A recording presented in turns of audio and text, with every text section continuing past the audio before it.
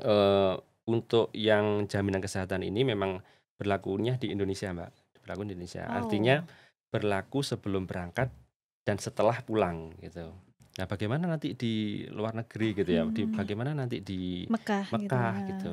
Dalam hal ini pemerintah bekerjasama dengan BPJS Kesehatan ingin memastikan jemaah haji dan petugas haji itu, terdaftar dalam program JKN gitu, Mbak. Jadi pada Heeh. waktu dia rawat inap, kalau selama ini dia terdaftar di UHC gitu ya, itu Heeh. tidak bisa naik kelas. Karena untuk yang terdaftar di kelas 3 itu tidak bisa naik kelas. Assalamualaikum warahmatullahi wabarakatuh, pemirsa KTV, apa kabar Anda untuk di hari ini? Semoga kabarnya tetap sehat walafiat, amin. Karena kita sebagian umat muslim udah menjalankan ibadah puasa. Semoga tetap mendapatkan kesehatan. Dan hari ini Romlah tidak sendirian di acara Podcast Madura bersama BPJS Kesehatan yang beralamatkan di Jalan Panglekur KM2 Pamekasan. Ada Bapak Agung Kurniawan. Selamat pagi, Selamat Bapak. pagi, Assalamualaikum Mbak Romlah. Waalaikumsalam warahmatullahi wabarakatuh. Bapak Agung Kurniawan ini Kepala Bagian Mutu Layanan Kepesertaan. Betul. Gimana punya kabar, Pak? Alhamdulillah baik. Hari ke Alhamdulillah. berapa ini? Hari ke-6 puasa ya. Hari ke-6. Alhamdulillah lancar. Tapi tetap puasa kan? Insya Allah tetap. Insya Allah. Semoga tetap kuat sampai maghrib nanti. Amin, amin, amin, amin. Semoga lancar Amin. nantinya. Dan pemirsa KTV dimanapun Anda berada, hari ini kita akan membahas tuntas tentang implementasi kepesertaan JKN dalam penyelenggaraan haji tahun 2025. Wow, seru nih kayaknya. Karena apa? Karena jemaah haji ini sudah banyak sekali yang sudah mendaftarkan dirinya karena pemberangkatan insya Allah di bulan Juni nanti peserta jemaah haji akan berangkat. Nah, mungkin langsung dipaparkan oleh Bapak Agung, maksudnya ini bagaimana tentang implementasi kepesertaan dalam penyelenggaraan haji di tahun 2025? Karena ini kayaknya masih baru nih, Pak ya? Ya, betul. Mumpung masih awal tahun ini, Mbak ya. Iya benar. Oke, berarti langsung ini? Boleh. Oke. Baik, terima kasih Mbak Romlah. Terutama untuk pemirsa KTV dimanapun Anda berada. Jadi pada kesempatan pagi ini, alhamdulillah kita diberi kesempatan untuk memberikan informasi gitu ya, informasi terkait implementasi penyelenggaraan jemaah haji, implementasi JKN pada penyelenggaraan jemaah haji gitu, di tahun 2025. Nah, sebetulnya ini adalah program baru seperti yang disampaikan Mbak Romlah tadi. Artinya ini adalah tindak lanjut dari instruksi Presiden nomor 1 tahun 2022 terkait implementasi optimalisasi program JKN gitu. Nah, dalam hal ini pemerintah bekerjasama dengan BPJS Kesehatan ingin memastikan jemaah haji dan petugas haji itu terdaftar dalam program JKN gitu, Mbak. Jadi dari sisi kesehatan sudah terjamin gitu. Artinya nanti pada waktu penyelenggaraan haji baik sebelum berangkat maupun nanti setelah pulang gitu, itu bisa dipastikan atau bisa terjamin kesehatannya. Nah, bagaimana nanti implementasinya? Nah, karena ini masih tahap awal gitu ya, masih tahap awal, kita hanya bersifat edukasi gitu. Meskipun sudah dituangkan di beberapa regulasi yang mewajibkan gitu. Nah, tapi karena ini masih itu tadi tahap awal, jadi kita masih bersifat edukasi. Edukasi itu seperti apa gitu. Nah, edukasi itu pada waktu jemaah haji melakukan pemeriksaan kesehatan. Jadi ada 2 tahapan. Pada waktu yang bersangkutan itu melakukan pemeriksaan kesehatan dan vaksin meningitis gitu. Nah, kita bekerja sama dengan Dinas Kesehatan, dalam hal ini jajarannya gitu ya, Puskesmas yang ditunjuk untuk melakukan pemeriksaan kesehatan gitu. Nah, alurnya adalah jadi pada waktu calon jemaah haji itu melakukan pemeriksaan kesehatan, itu dilakukan pengecekan status JKN-nya, kepesertaan JKN-nya gitu oleh petugas di Vaskes tersebut. Misalkan di Puskesmas A gitu ya, itu dilakukan pemeriksaan kesehatan dan juga pengecekan status kepesertaan. Kalau ditemukan aktif gitu ya, misalkan setelah dicek aktif, berarti bisa lanjut, artinya lanjut tanpa dilakukan edukasi gitu. Namun kalau misalkan setelah dicek statusnya tidak aktif, nah ini baru diberikan edukasi. Edukasi ini seperti apa gitu. Jadi kita membekali petugas-petugas Vaskes itu dengan flyer. Jadi flyer itu berisi informasi alur, tata cara bagaimana pendaftaran baru, bagaimana mereaktivasi gitu ya apabila statusnya nonaktif. Nah, petugas tadi menyampaikan, menghimbau ke calon jemaah haji tadi untuk mendaftarkan gitu apabila belum terdaftar dan mereaktivasi apabila statusnya nonaktif gitu. Nonaktif itu misalkan nonaktif karena iuran menunggak gitu ya. Jadi ada flyer yang berisi informasi terkait dengan informasi rencana pembayaran bertahap gitu. Artinya seperti mencicil iuran gitu, Mbak. Misalkan yang bersangkutan itu punya tunggakan sejumlah 1 juta misalnya, ya 1 tahun misalkan ya. Dan misalkan yang bersangkutan masih keberatan untuk melunasi gitu, atau secara kemampuan finansial masih belum bisa gitu ya. Nah itu diberi kesempatan untuk mendaftarkan rehab tadi, jadi bisa membayar secara mencicil gitu. Nah bagaimana kalau misalkan cicilannya belum lunas, sedangkan persyaratan hajinya itu harus terpenuhi gitu ya. Nah ini yang perlu diketahui oleh masyarakat, oleh pemirsa KTV. Jadi dengan implementasi keaktifan kepesertaan JKN ini itu tidak menghalangi ibadah hajinya gitu. Ini yang perlu dipahami bersama, karena ibadah haji itu kan sudah terencana gitu Mbak ya, sudah terencana dan sudah ada jadwalnya gitu. Nah dengan adanya implementasi JKN ini kita tidak menghalangi itu gitu. Jadi meskipun kepesertaannya belum aktif, meskipun tunggakannya belum lunas gitu ya, itu tidak menghalangi administrasinya. Jadi tetap bisa lanjut gitu, tetap bisa melakukan pemeriksaan kesehatan, tetap bisa melakukan vaksin meningitis gitu. Namun poinnya adalah kita ingin memastikan ke calon jemaah haji untuk mengaktifkan dan mendaftarkan JKN tadi gitu. Karena beberapa manfaat yang didapatkan seperti nanti misalkan pada waktu mau berangkat ternyata yang bersangkutan sakit gitu, itu bisa langsung ditindaklanjuti dengan pemeriksaan ke fasilitas kesehatan. Misalkan perlu dirujuk ke rumah sakit, itu bisa dilakukan gitu ya. Itu nantinya kerjasama dengan puskesmas atau betul, jadi rumah sakit? Untuk yang ditunjuk sebagai pelaksana pemeriksaan kesehatan dan vaksin meningitis ini, informasi yang kami dapatkan puskesmas, Mbak. Puskesmas. Ya, puskesmas. Ada berapa puskesmas? Kalau dari Kabupaten Pamekasan seluruh puskesmas. Jadi seluruh puskesmas ditunjuk untuk melakukan pemeriksaan kesehatan dan vaksin meningitis. Nah, untuk beberapa kabupaten juga semua puskesmas kecuali di Kabupaten Sampang. Jadi Sampang, informasi terakhir yang kami dapatkan adalah menunjuk 3 puskesmas gitu. Jadi tidak semua puskesmas ditunjuk gitu. Jadi itu poinnya, untuk administrasi tidak terhalangi gitu. Jadi tetap bisa melanjutkan administrasi dan tetap bisa melakukan ibadah haji gitu. Jadi meskipun itu belum lunas gitu ya, maksudnya masih ada tunggakan, tetap aja berjalan pemeriksaannya gitu. Tetap ya? Berjalan gitu. Atau itu nanti sistemnya gimana? Jadi untuk alur menagih dari pihak BPJS atau mereka bayar sendiri ke kantor BPJS atau bayarnya kemana gitu? Untuk yang calon jemaah haji misalkan ada tunggakan gitu ya, itu kan ada fasilitas rehab namanya, rencana pembayaran bertahap. Jadi pendaftaran rehab itu bisa melalui Mobile JKN, aplikasi itu Mbak, bisa melalui aplikasi Mobile JKN, bisa melalui Care Center 165, bisa juga datang ke kantor gitu. Nanti setelah melakukan pendaftaran itu bisa dilakukan pembayaran sesuai dengan perencanaannya. Misalkan dia ingin merencanakan pembayaran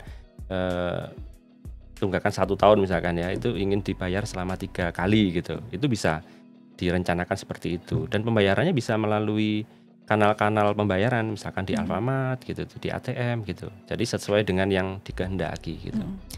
Nah, meskipun nanti belum selesai gitu ya, karena ini masih tahap awal dan himbauan, bagaimana misalkan saya belum lunas nih, tapi saya harus tetap berangkat gitu. Nah, untuk memastikan itu sudah dilaksanakan gitu, maksudnya dia sudah mendaftarkan rehab dan agar bisa dilanjut administrasinya, itu cukup menunjukkan bukti pendaftaran rehabnya, Mbak. Jadi misalkan dia datang ke kantor gitu ya, datang ke kantor menyampaikan saya ingin mendaftarkan rehab, mendaftarkan cicilan gitu, karena saya akan berangkat haji gitu. Nah setelah dia mendaftar rehab itu kan ada nih bukti pendaftarannya gitu ya, cukup itu ditunjukkan ke petugas, itu nanti bisa melanjutkan administrasi, tetap bisa melakukan pemeriksaan kesehatan gitu.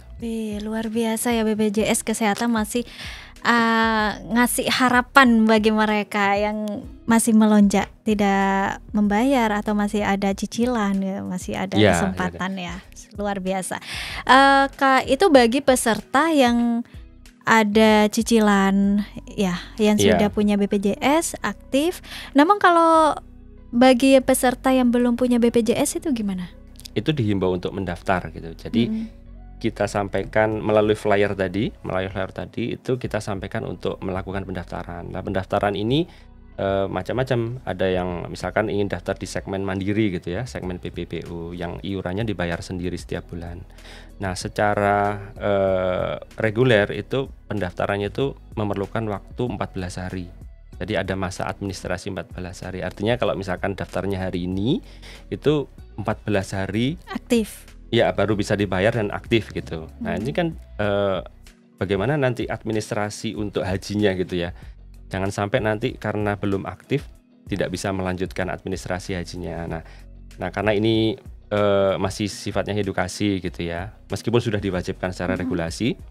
Nah cukup dengan menunjukkan bukti pendaftaran tadi. Jadi ada namanya virtual account. Jadi setelah peserta mendaftar itu ada bukti pendaftaran namanya virtual account gitu. Nah virtual account itulah nanti yang sebagai bukti bahwa dia sudah mendaftar gitu. Itu untuk bisa melanjutkan di tahapan selanjutnya gitu. Oke, luar biasa. Terus lantas di sini Pak Agung, bagaimana sih kalau seumpama BPJS yang dia pegang itu adalah BPJS UHC atau bantuan yang lainnya? Apa boleh itu? Boleh. Jadi untuk yang implementasi keaktifan ini, kepesertaan untuk ibadah haji ini itu tidak melihat segmen. Jadi segmen apapun tidak masalah gitu. Jadi yang poinnya adalah keaktifannya gitu. Selama dia sudah mendaftar dari segmen apapun, baik misalkan dari UHC yang PBID tadi ya, penerima bantuan pemerintah, peserta mandiri, PNS atau pekerja swasta, bahkan pensiunan misalkan, selama statusnya aktif itu tidak masalah gitu. Nah, yang jadi masalah atau yang poinnya adalah kalau dia itu belum terdaftar atau dari segmen-segmen tadi itu ada yang nonaktif gitu. Atau tidak punya BPJS atau tidak gitu. punya BPJS gitu. Kalau tidak punya BPJS dihimbau untuk mendaftar. Kalau punya tapi sudah tidak aktif itu dihimbau untuk mengaktifkan kembali gitu. Oke. Lantas fasilitas-fasilitas apa yang didapat oleh peserta jamaah haji nantinya dari pihak BPJS, Pak? Untuk fasilitas sama seperti yang sudah berjalan selama ini.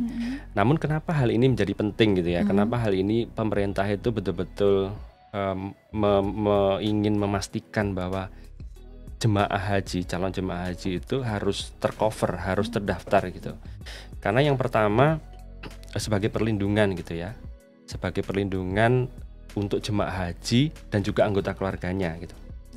Nah, perlindungan ini artinya apabila sewaktu-waktu yang bersangkutan ini ada keluhan sakit, ini bisa langsung ditangani gitu. Artinya sebelum berangkat gitu. Termasuk juga anggota keluarganya misalkan ada yang mengeluh sakit gitu ya.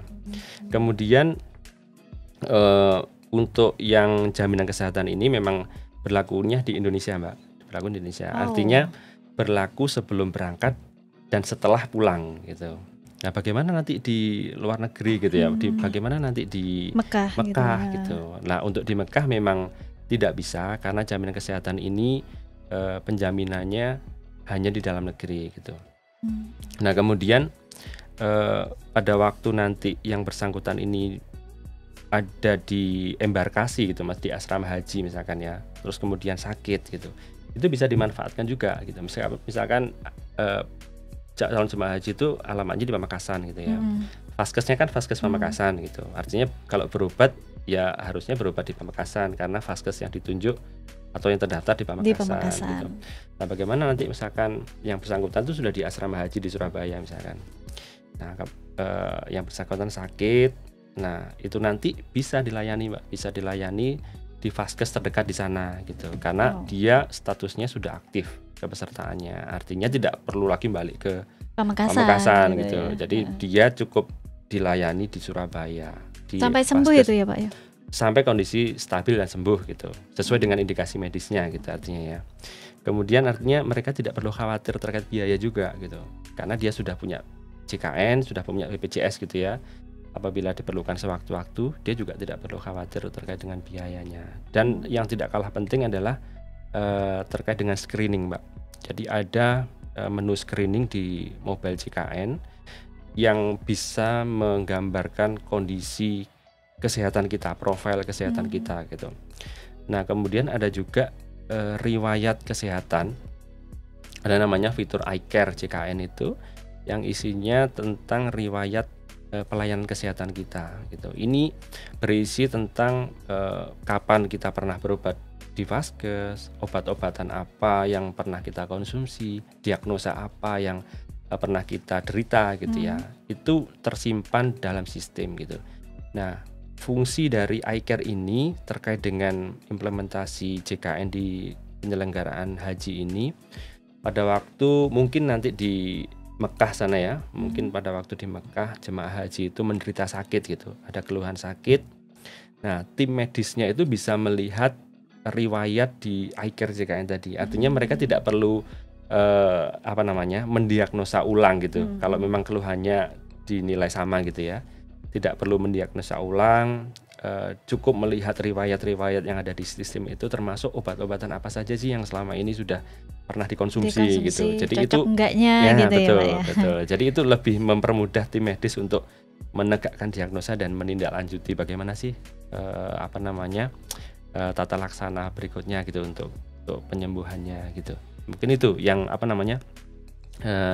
fasilitas dan manfaat-manfaat kenapa sih calon jemaah haji harus mempunyai JKN yang aktif gitu. Oke, itu untuk jemaah haji ya Pak ya. Namun kadang jemaah haji itu kan ada yang masih anak-anak. Apakah itu diperbolehkan untuk daftar BPJS atau boleh, ada betul. Angka-angka usia yang harus daftar BPJS harus umur sekian sampai sekian gitu mungkin? Betul, baik. Jadi untuk yang kepesertaan JKN ini tidak melihat usia, Mbak. Jadi selama dia warga negara Indonesia gitu ya, itu memang diwajibkan untuk menjadi peserta JKN. Nah, bagaimana dengan anak-anak gitu? Bahkan bayi baru lahir pun yang belum punya NIK itu sudah bisa didaftarkan gitu. Artinya untuk memastikan bayi baru lahir tadi itu bisa dilayani secara medis, itu bisa didaftarkan meskipun belum punya NIK gitu. Jadi artinya misalkan ada calon jemaah haji itu yang masih usia anak gitu ya, itu bisa didaftarkan gitu. Tidak melihat rentang usia berapa baru bisa didaftarkan. Caranya gimana Pak? Langsung bisa didaftarkan ke kantor atau melalui kanal-kanal yang sudah tersedia, misalkan kanal online di layanan kami Pandawa, di care center atau di mobile JKN gitu. Itu bisa dilakukan pendaftaran melalui kanal-kanal tersebut gitu. Itu meskipun usia masih bayi berarti bisa, kecuali yang masih ada dalam kandungan yang nggak bisa. Belum bisa. Itu belum bisa. Belum tercover ya. Betul. Jadi Mbak Romla, untuk yang sasaran kami gitu ya, sasaran kami sosialisasi atau publikasi ini itu tidak hanya ke calon jemaah haji gitu, jadi ke petugas haji juga gitu. Calon jemaah haji itu kan ada dua ya, yang reguler, calon jemaah haji khusus gitu. Itu menjadi fokus kami gitu. Kemudian ada juga petugas haji. Jadi petugas haji itu kan mendampingi gitu ya, mendampingi calon jemaah haji mulai dari persiapan berangkat sampai dengan nanti pulang kembali ke tanah air. Makanya itu wajib juga? Iya, gitu. Jadi kami merasa perlu menyampaikan sosialisasi kepada calon jemaah haji, petugas haji, dan juga penyelenggara haji. Penyelenggara haji yang seperti penyelenggara haji khusus gitu. seperti travel gitu. Itu kami juga perlu menyampaikan informasi ini terkait informasi JKN ke. Oh, berarti bukan hanya haji wajib aja, tapi ketika mereka menjalankan umroh juga harus punya ini ya, Sebetulnya untuk BPJS. Ya, sebetulnya untuk memiliki atau terdaftar JKN ini tidak hanya pada waktu pelaksanaan haji aja sih sebetulnya ya. Jadi kita itu kan terlepas dari penyelenggaraan ibadah haji ini, kepesertaan JKN itu kan wajib gitu. Artinya wajib itu ya begitu menjadi warga negara Indonesia, terdaftar sebagai warga negara Indonesia, itu diwajibkan untuk terdaftar JKN. Jadi tidak hanya pada waktu haji, umroh atau ketika sakit gitu ya. Gitu. Jadi memang harusnya sebelum kita sakit harus sudah terdaftar gitu. Benar. Filosofanya seperti itu sih, Mbak. Iya, kalau seumpama ketika kita mau berangkat haji, persiapan haji, kita itu tidak punya biaya Pak ya untuk daftar BPJS karena itu adalah hal kewajiban. Kita daftarnya lewat UHC. Namun ketika mereka itu pulang dari haji, alhamdulillah lah mungkin punya rezeki atau punya pekerjaan yang lebih bagus lagi, pengennya daftar BPJS itu ke kelas 1 atau 2 itu boleh? Boleh. Jadi itu tergantung ke permintaan dan kemampuan finansial pesertanya gitu ya. Untuk yang UHC yang kita kenal selama ini itu sebetulnya penyebutannya peserta penerima bantuan daerah gitu Mbak ya, PBD gitu ya artinya. Kan ada juga yang penerima bantuan iuran yang dibayar oleh kementerian, artinya menggunakan APBN gitu. Iya, benar. Nah, itu terdaftarnya di kelas 3 gitu. Nah, kelas 3 itu tidak bisa naik kelas pada waktu dia rawat inap gitu. Jadi misalkan yang bersangkutan ini menginginkan yang lebih fleksibel gitu ya. Ya sudah, saya keluar dari UHC terus daftar sebagai peserta mandiri gitu. Oh, itu boleh gitu ya? Boleh. Di peserta mandiri nanti kan bisa memilih kelas 1, kelas 2 gitu ya. Nah, misalkan milih kelas 1. Nah, kelas 1 itu dia nanti misalkan rawat inap di rumah sakit, itu dia bisa mengupgrade kelas rawat inapnya atau minta naik kelas gitu intinya. Itu bisa, Mbak. Berarti tidak perlu daftar ulang untuk siapkan KTP, KK dan sebagainya enggak ya? Cuma kalau untuk dari UHC ke peserta mandiri tadi ya perlu dokumen kependudukan gitu, menunjukkan dokumen kependudukan. Oh, mudah sekali ternyata ya. Saya betul. kira karena itu adalah bantuan kayak UHC dan sebagainya, itu tidak bisa untuk naik kelas bisa. gitu ya. Kalau untuk naik kelas memang tidak bisa, betul. Jadi pada waktu dia rawat inap, kalau selama ini dia terdaftar di UHC gitu ya, itu tidak bisa naik kelas. Karena untuk yang terdaftar di kelas 3 itu tidak bisa naik kelas gitu. Jadi yang bisa naik kelas itu kelas 2, kelas 1 gitu. Siap. Mungkin ada lagi yang disampaikan tentang haji, Bapak? Untuk haji ini yang informasi yang kami terima, jadi di 4 kabupaten. Tadi kan di awal saya sempat menyampaikan bahwa pengecekan status kepesertaan ini dilakukan pada waktu yang bersangkutan datang ke Vaskes untuk melakukan pemeriksaan kesehatan gitu Mbak ya. Informasi yang kami dapatkan di 4 kabupaten yang ada di Madura ini sudah melakukan pemeriksaan kesehatan, jadi istitoah itu.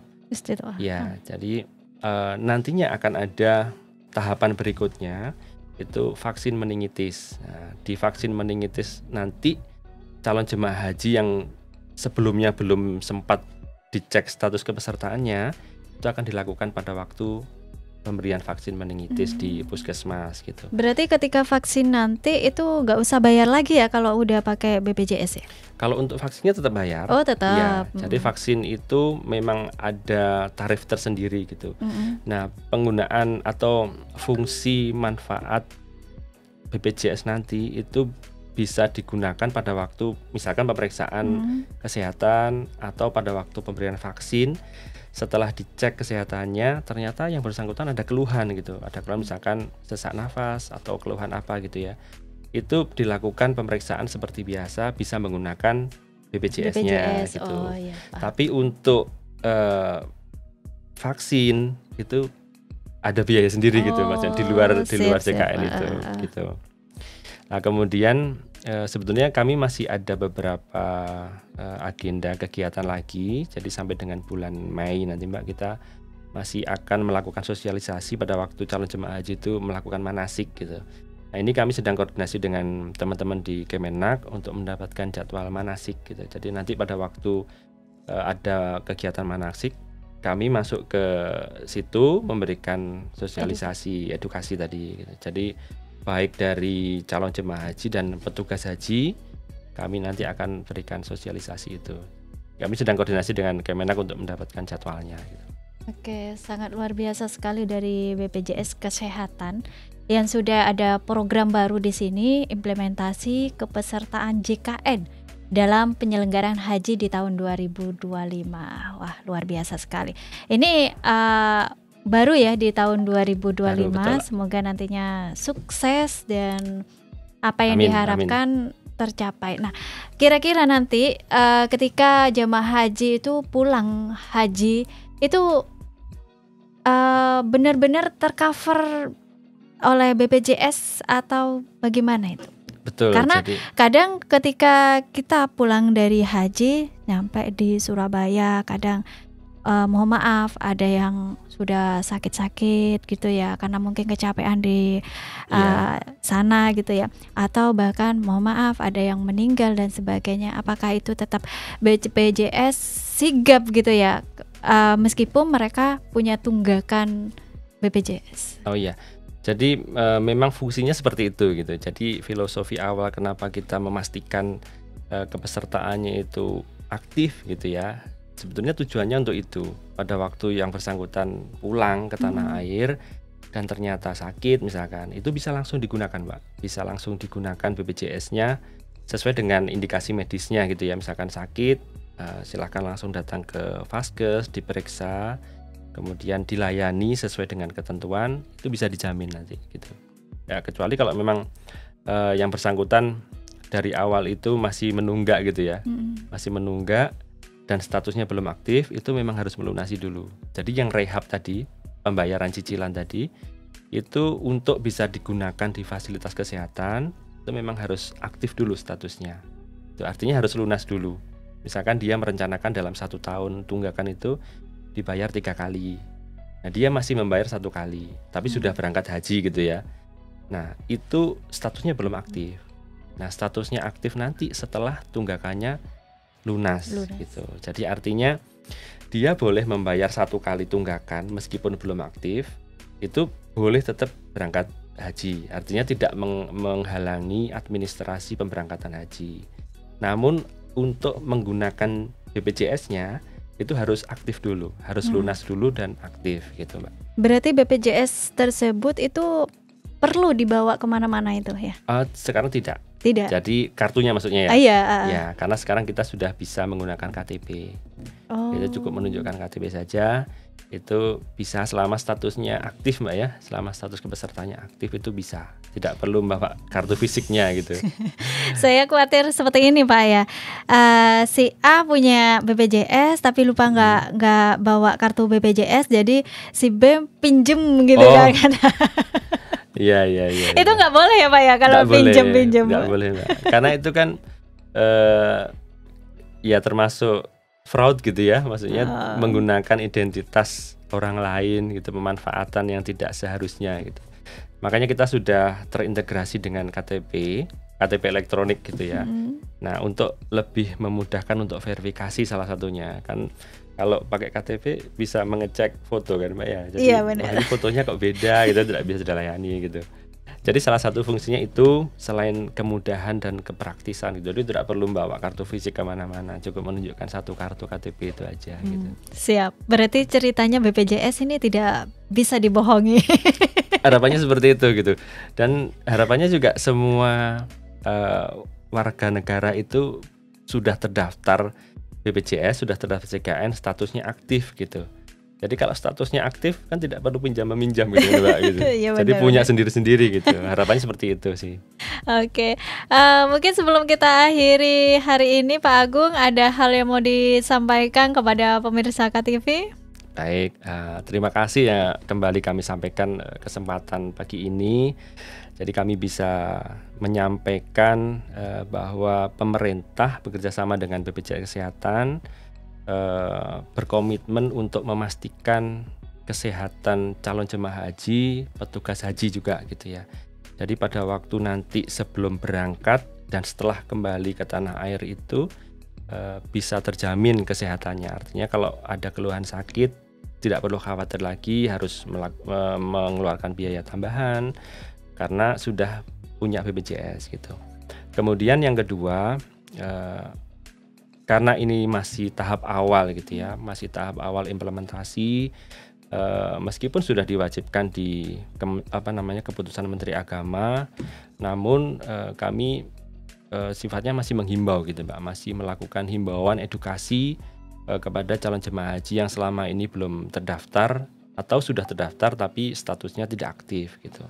Nah, himbauan ini untuk mendaftarkan dan mengaktifkan kembali statusnya. Jadi yang perlu diketahui adalah pengecekan status kepesertaan ini tidak menghalangi administrasi hajinya gitu. Jadi administrasi haji tetap bisa jalan, pelaksanaan hajinya juga bisa tetap jalan gitu.